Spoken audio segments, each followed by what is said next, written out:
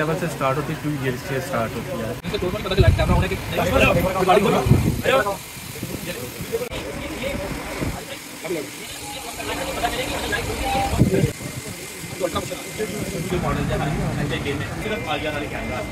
अब हमारे पास dual light eco series के अंदर बेस्ड है।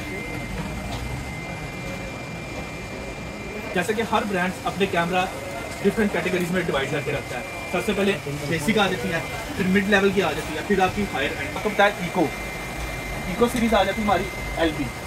इसके अंदर आपको IR बिल्टन माइक के साथ और ड्यूल लाइट बिल्टन माइक के साथ प्लास्टिक केसिंग के अंदर है ये IP67।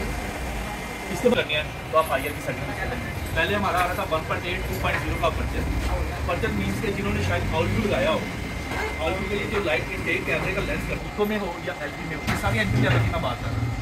उसका f1.6 पर्चर आपका कैमरे का लेंस लाइट अच्छी इसमें मतलब हम स्पीकर वाला भी बिल्टन स्पीकर वाला भी हमारे पास है। दोनों थोड़ा कम करेगा तो वीडियो नहीं है ना, सही हो जाता है। तो इसमें प्राइमरी चीज़ है ना ये गली का भी बड़ा फर्क है और वेरीफाई भी है ना। और वेरीफाई ऑफ एप्लीकेशन, अभी एप्लीकेशन की तरफ मैं आऊँगा और आपको ये रहेगी, आप उसके ऊपर चेक कर सकते हैं कि वारंटी कितनी शो कर रहा है।